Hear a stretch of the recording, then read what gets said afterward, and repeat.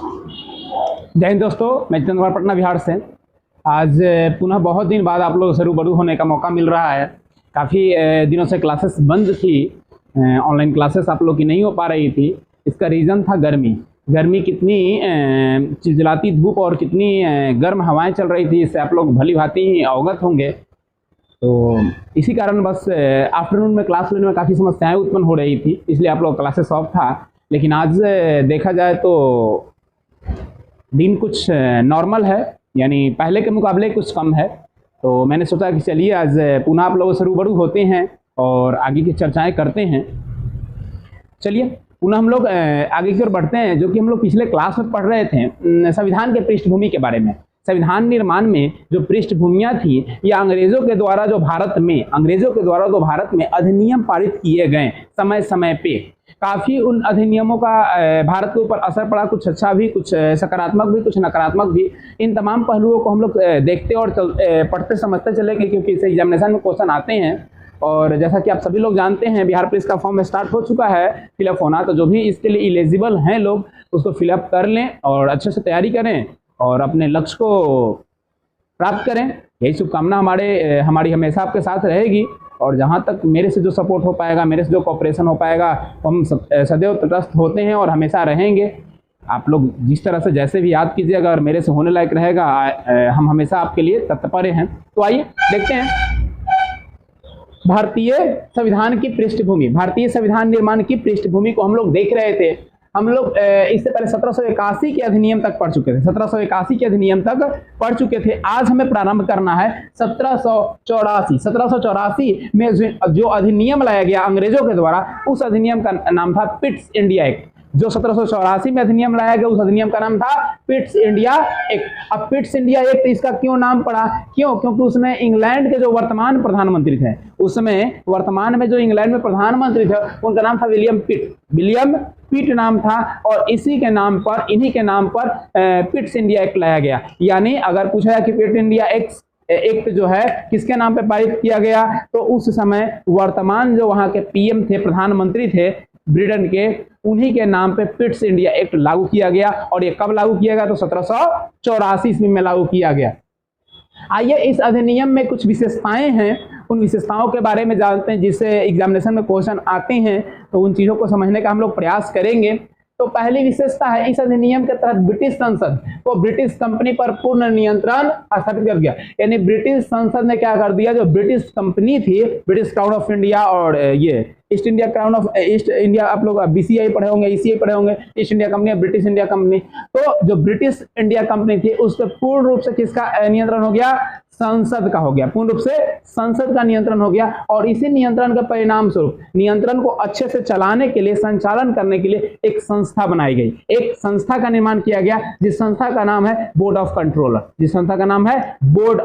Controller, जो नियंत्रण करती थी यहाँ के राजनीतिक मामलों को। अब राजनीतिक मामलों की जरूरत क्यों पड़ रही थी, आप लोग थोड़ा सा ध्यान केंद्रित करेंगे। मैंने पिछले क्लास में भी आप लोगों को बताया था कि अंग्रेज यहाँ व्यापार के उद्देश्य से आए थे, लेकिन हमारे यहाँ के सिस्टम में जो आलसीपन थी, मतलब सिस्टम सख्त नहीं था। आपस में जो राजा महाराजा उस समय के थे, छोटे छोटे राज्यों को में बटे हुए थे और आपस में एकता नहीं थी, एक दूसरे में लूट घसोट मर्ची हुई थी। इसी कारण से अंग्रेजों ने देखा कि आसान है भारत में नियंत्रण करना। यहाँ के लोग जो आपस में एकता नहीं है तो आसानी से तोड़ सकते हैं। एक किसी को मिला लेंगे और फिर उससे उस पर अधिपत्य कर लेंगे, उससे मिलाकर उसको, और आपस में लड़वाना तो उनके लिए काफी आसान होता था। जो कि आप लोग जान चुके हैं कि अंग्रेजों द्वारा सूद डालो और शासन करो की नीति का अवलंबन किया गया था। यानी आपस में फोड़ दीजिए और उसका आनंद लीजिए। जैसे आज भी देखते हैं आप लोग, अगर किसी मित्र से लड़ाई करवाना होता है तो उसके बारे में दो चार मिथ्या बातें बोल दीजिए कि आपके बारे में वो ऐसे बोल रहा था, वो ऐसे बोल रहा था। अब देखिए उसके मन में यह आ जाएगा कि वो मेरा दोस्त नहीं, मेरा दुश्मन है, जो मेरे बारे में ऐसा सोचता है, ऐसा बोलता है। आप ये चीजें भूल जाते हैं कि मैं उस व्यक्तिगत रूप से उस व्यक्ति को जानता हूं, मेरे बारे में वो ऐसा नहीं बोल सकता है। तो फिर किसी के कानों पर क्यों भरोसा करें? खुद की देखी गई आंखों से और खुद की सुनी गई कानों पर भरोसा जो करते हैं, वही हमेशा आगे बढ़ते हैं। जो दूसरे की कानों पर, दूसरे की आंखों पर भरोसा करते हैं, वो अक्सर गर्त में जाते हैं। ये चीजें आप लोग याद रखिएगा कि खुद पे भरोसा कीजिएगा तो वो ताकत बन जाएगी, अगर दूसरे पे कीजिएगा तो कमजोरी बन जाएगी। ऐसा नहीं कि सब पे भरोसा मत कीजिए। माँ बाप हैं, जो आपके सगे संबंधी हैं, जिनको आपको लगता है कि वो आपको पुशअप करके आगे बढ़ाना चाहते हैं, ना कि आपको जैसे दो तरह की होती है, एक प्रशंसा होती है और एक पानी पे चढ़ाना होता है। जाति भाषा में लोग बोलते हैं किसी को पानी पे चढ़ा दिए, है ना, तो वो आपसे कुछ प्राप्त करने के लिए चाहता है, इसलिए आपको पानी पे चढ़ा रहा है, यानी बहुत ज्यादा आपकी तारीफ, झूठी तारीफ कर देना। और एक रियलिटी में जो आप सच्चे हैं, जैसे हैं, वैसी चीजों को रखना। आप बुरे हैं तो सामने मुंह पर रूबरू बोले कि बुरे हैं, और अच्छे हैं तो सामने मुंह पे ही बोले। पीठ पीछे वाली बुराई और पीठ पीछे वाली प्रशंसा अक्सर घातक होती है। तो यहाँ अंग्रेजों को यही चीज का फायदा मिला और वो जान गए थे कि भारतीयों को तोड़ना काफी आसान है, या हिंदू मुस्लिम में, है ना, जाति पाति में आसानी से तोड़ सकते हैं कि फलना हिंदू है, फलना मुस्लिम है, फलना ईसाई है, फलना ये अब क्रिश्चियन हो गया आपका, ये क्या बोलते हैं उसको, गुरु नानक की जो होते हैं जी, सिख हैं, सॉरी सिख हैं। यानी ऐसे हिंदू मुस्लिम सिख ईसाई धर्मों में आसानी से तोड़ना, जाति में तोड़ना आसान है भारत में, और इसी का अंग्रेजों ने फायदा उठाया, इसी का फायदा उठाया। और कुछ लोग ऐसे भी होते थे जो चंद रुपये और चंद पद के चलते बट बिक जाते थे, अंग्रेजों के गुलाम बन जाते थे। जैसा कि मैंने बताया था आपको, आपका यहाँ जो फर्स्ट में मैंने बंगाल में आंदोलन बताया था आपको, फर्स्ट प्लासी के युद्ध को मैंने बताया था, उसमें मैंने बताया था ना कि किस तरह से भारतीय सेनापति होने के बावजूद भी अपने राजा से गद्दारी करता है, अंग्रेजों के लोभ में आ जाता है। तो इस तरह की बहुत सारी आप तथ्यों को देखेंगे आगे, फिर जालियांवाला बाग में आप देखेंगे, और भी बहुत सारी बातों को मैं बताऊंगा कि बहुत सारे लोग हुए जो अंग्रेज के लोभ लालच में आ गए, और बहुत सारे ऐसे भी क्रांतिकारी हुए जो हंसते हंसते अपने बारे में बिना सोचे हुए, अपने परिवार के बारे में बिना सोचे हुए इस दुनिया से, देश के लिए अपने आप को निछावर कर दिए और फांसी पर चढ़ गए।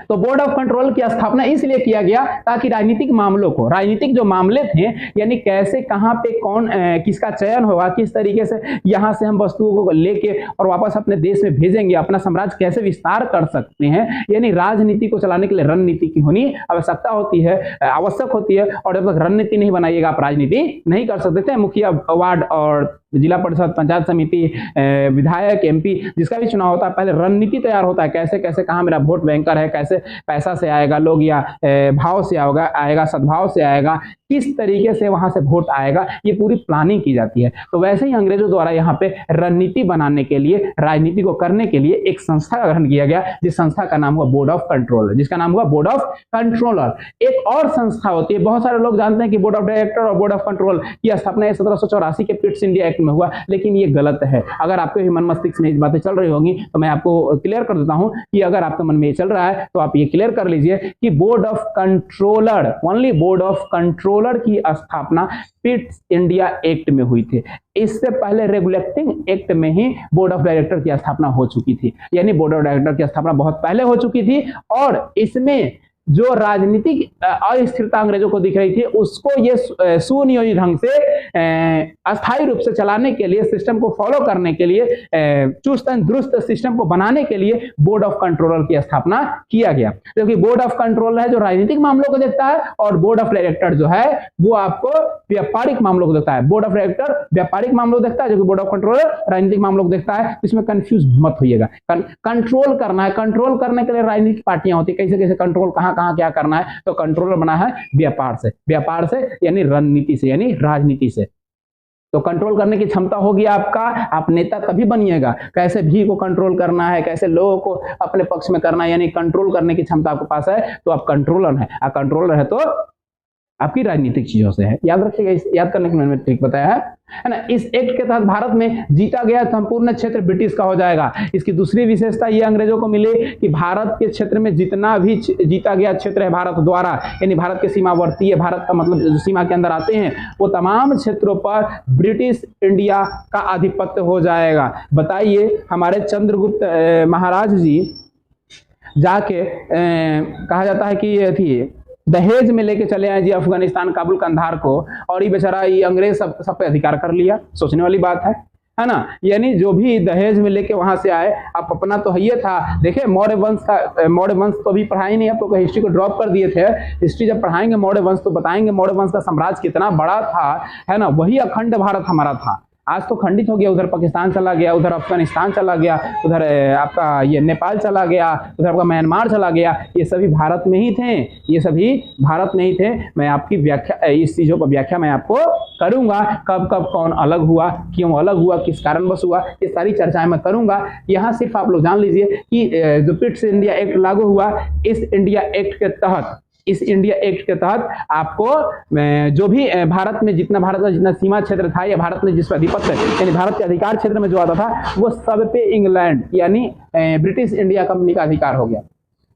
कह रहा है कि पिट्स इंडिया एक्ट 1784 में जो लागू हुआ उसको 1786 में एक संशोधन किया गया, उसमें कुछ संशोधन किए गए और संशोधन के बाद उसका नाम बना 1786 का अमेंडमेंट एक्ट। अमेंडमेंट एक्ट 1786 का अमेंडमेंट एक्ट बना और इस एक्ट के तहत कुछ परिवर्तन किए गए। क्या किए गए? इस एक्ट के तहत दिया गया ब्रिटिश गवर्नर जनरल को वीटो का अधिकार। अब ये वीटो क्या होता है, जो लोग पहले कंपटीशन की तैयारी करते होंगे या इंटर में आर्ट्स वगैरह लेके पढ़े होंगे, जिनको इस बात की जानकारी होगी कि वीटो पावर क्या होता है। अगर नहीं जानते हैं तो चलिए मैं आपको बता दे रहा हूँ। वीटो पावर का मतलब होता है किसी भी चीजों को अवरोध करना और रोकने की क्षमता होना। अक्सर चाइना वाला वीटो पावर का प्रयोग करता है हमारे देश पे। जब हमें अस्थायी सदस्यता यूएनओ में मिलने जा रही थी, संयुक्त राष्ट्र संघ के जो 10 अस्थायी और 5 अस्थायी जो सदस्य हैं और वो भी प्राची, तो पांचों का सहमति होना काफी जरूरी है। तो बीच में अड़ंगा लगाने का काम हमेशा चाइना करता है। अगर ये अड़ंगा नहीं लगाता तो भारत को भी अस्थायी सदस्यता मिल जाती, और अस्थायी सदस्यता मिलने से सबसे ज्यादा नुकसान अगर किसी को है तो चाइना को।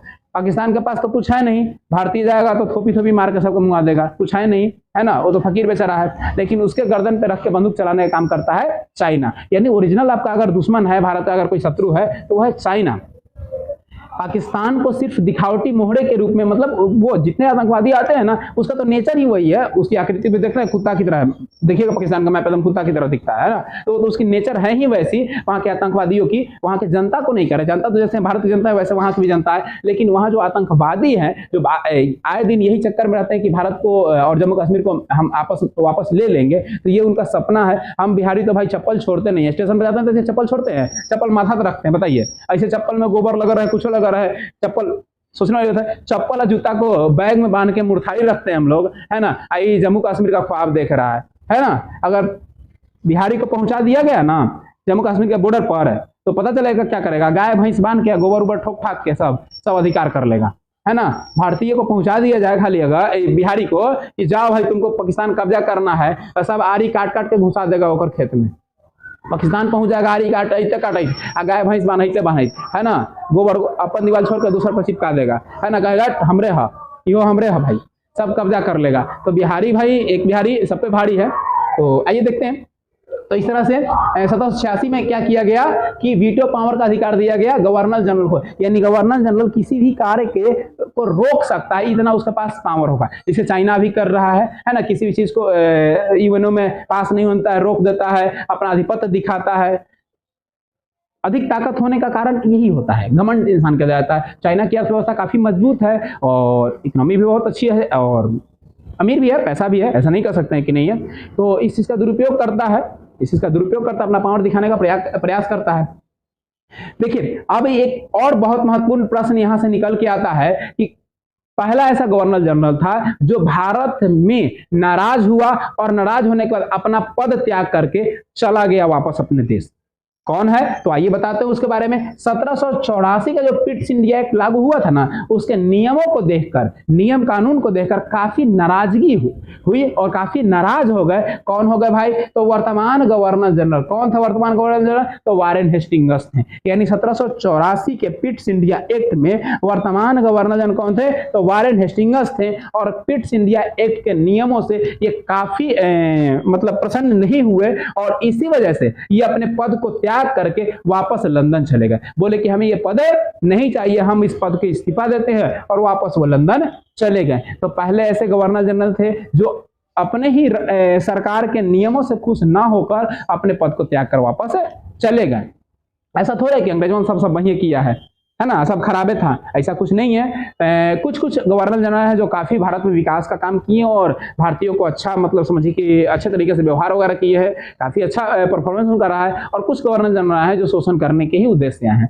कुछ देखिए, इनके जैसे महानुभाव हैं जो अपने सरकार से खिसिया कर वापस में इस्तीफा देकर चले जाते हैं ना। इस्तीफा देने के कारण गवर्नर जनरल की संख्या घटकर 3 हो गई। पहले 4 थी, पहले क्या थी, 4 थी, 4 से घटकर कितना हो गया, 3 हो गया। पहले 4 था, 4 से घटकर कितना हो गया, 3 हो गया। अब 3 हो गया तो क्षेत्रों पर अधिकार करना बड़ा मुश्किल हो गया, तो इसीलिए मद्रास और आपका मुंबई, मद्रास और मुंबई, मद्रास वर्तमान में चेन्नई है, चेन्नई है वर्तमान में, मद्रास का नाम चेन्नई है, तो और मुंबई का बंबई पहले था, मुंबई हो गया, तो मुंबई जो है और मद्रास ये बंगाल के अधीन आ गए। किसके अधीन आ गए, बंगाल के अधीन ही आ गए। तो ये प्रमुख तथ्य थे आपके 1784 के Pitt's India act, Pitt's India act से जुड़े हुए। अब आते हैं हम लोग देखते हैं 1793 के चार्टर्ड एक्ट। 1793 में एक लागू हुआ जिसका नाम हुआ चार्टर्ड एक्ट। अब इस एक्ट में क्या हुआ, तो इस एक्ट के तहत कह रहा है कि British company, British east India company को भारत में व्यापारिक एकाधिकार पर नियंत्रण मिला। यानी भारत में व्यापार अगर करेगा तो सिर्फ और सिर्फ करेगा ब्रिटिश इंडिया कंपनी ही, एक अधिकार प्राप्त हुआ। एक अधिकार मतलब एक मालिक, जैसे ये मार्कर का मैं स्वयं मालिक नहीं हूं, कोई भी यूज कर सकता है, लेकिन मेरा फोन हो गया, मेरा चश्मा हो गया, इस पे मेरा सिर्फ एक अधिकार है, सिर्फ मेरा अधिकार है। वैसे ही व्यापारिक चीजों पर सिर्फ एकाधिकार प्राप्त हुआ ब्रिटिश इंडिया कंपनी को, और वो भी कितने वर्षों के लिए, 20 वर्षों के लिए। 20 वर्षों तक कोई और भारत से व्यापार नहीं करेगा, जल मार्ग के माध्यम से, समझिएगा, जल मार्ग के माध्यम से, स्थल नहीं, जल मार्ग के माध्यम से सिर्फ एक अधिकार प्राप्त हो, किसको, ब्रिटेन को, और कोई देश व्यापार नहीं करेगा। इसके तहत बोर्ड ऑफ कंट्रोलर और उसके सदस्यों को भुगतान भारतीय राजस्व से करेगा। देखिए कितना बड़का छोटा है ये, देखिए इंग्लैंड का कितना बड़का छोटा है। 1793 में क्या कर देता है, आते आते मतलब 1757 में देखिए प्लासी के युद्ध से भारत पर अधिकार कर लिया, सिस्टम चलाने लगा। अब 93 आते आते क्या कर दिया, कहा कि पहले जो अंग्रेज कर्मचारी भेजता था वहां से, तो सैलरी इंग्लैंड से देता था उसको, सैलरी इंग्लैंड से आता था उसका। अब क्या कर दिया छोटा, अब कह रहा है कि 1793 में जो एक्ट लाए चार्टर्ड एक्ट, अब भारत में जितना अंग्रेज काम करेगा, जितना कंट्रोल करेगा राजनीतिक क्षेत्र में, बोर्ड ऑफ कंट्रोल राजनीतिक क्षेत्र की था, राजनीतिक क्षेत्र में जितना भी सदस्य काम करेगा सबको सैलरी मिलेगा भारत के राजस्व थे। यानी भारत का राजस्व पहले होता था भारत का अपना, जैसे राजा महाराजा का जो भी धन संपत्ति होता था, राजा महाराजा कैसे कंट्रोल करके अपना था, जैसे अभी देख लीजिए ना, अनाज वाला है ना, देश में जब अभी पानी नहीं पड़ रहा है, बाय द वे हो सकता है अकाल हो जाता है तो सरकार फ्री में अनाज देती है, तो भारतीय राजस्व से होता है ना, राष्ट्रपति का, प्रधानमंत्री का, मंत्री लोग का कहाँ से मिलता है सैलरी, है ना, रोड बन रहा है, सड़क बन रहा है, बिजली आ रही है, कहाँ से आ रही है, ये सब पैसा भारतीय राजस्व से होता है। अब भारतीय राजस्व कहाँ से होता है, जो टैक्स हम लोग देते हैं गवर्नमेंट को, वो वैसे ही यहाँ जो हुआ, भारत से जो टैक्स लिया, भारत से जो टैक्स लिया, जबरन वसूला, टैक्स छोड़िए, जबरन वसूला, टैक्स नहीं कहेंगे उसको, टैक्स मतलब मर्जी से देना, जबरन वसूला अंग्रेज। अब उसी को कह रहा है कि वही पैसा यानी भारतीय से लूट घसोट के वो अपन कर्मचारी के पैसा देगा, है ना। यानी देखिए कितना मतलब बड़का ये निहायती मतलब एकदम समझिए कि ये था अंग्रेज सब। यानी भारत में अपना देश मतलब एक जबरदस्ती सामान यहाँ से ले जा रहा है बिना अनुमति के, सब ले जा रहा है लूट घसोट के, और बाद जो यहाँ भारतीय लोग के पास जो आय बचा हुआ है उसको भी खींच के अपन कर्मचारी के पैसा दे रहा है। देखिए एक यहाँ मैंने नोट पॉइंट लिखा है, लेवेंट्स नाम की एक कंपनी थी जिसको स्थल मार्ग से भारत से व्यापार करने का अधिकार मिला था। यानी देखिए अंग्रेजों को मिला था जल मार्ग से, याद रखिएगा, स्थल मार्ग से कोई साधन नहीं था इंग्लैंड पहुंचने के लिए, जल मार्ग से सिर्फ और सिर्फ कौन व्यापार किया, तो ब्रिटिश इंडिया किया। ऐसा 1793 के चार्टर एक्ट में वर्णित है। लेकिन लेवेंट्स नाम की एक कंपनी थी जो स्थल मार्ग से भारत से व्यापार करने का अधिकार मिला था इसको, और इसको इंग्लैंड के अधिकार से पहले मिला था, 1592-93 से इसको अधिकार प्राप्त था। यानी भारतीय जब शासन उस समय किसका था चल रहा था, मुगल वंश का शासन चल रहा था भारत में, मुगल वंश इतिहास में आएंगे तो पढ़ेंगे, मुगल वंश का शासनकाल चल रहा था, उसी समय से लेवेंट्स कंपनी भारत से व्यापार कर रही थी, स्थल मार्ग के द्वारा एक देश से दूसरे देश में जाकर सामान अपना बेच रही थी। लेकिन जल मार्ग द्वारा किसको अधिकार प्राप्त था, तो ब्रिटिश इंडिया कंपनी को। ये थे प्रमुख तथ्य। इसके बाद के और भी तथ्य हैं जो कि हम लोग नेक्स्ट क्लास में पढ़ेंगे। मिलते हैं फिर बहुत सारी जानकारियों को लेके अगले क्लास में। तब तक के लिए जय हिंद, जय भारत, जय संविधान।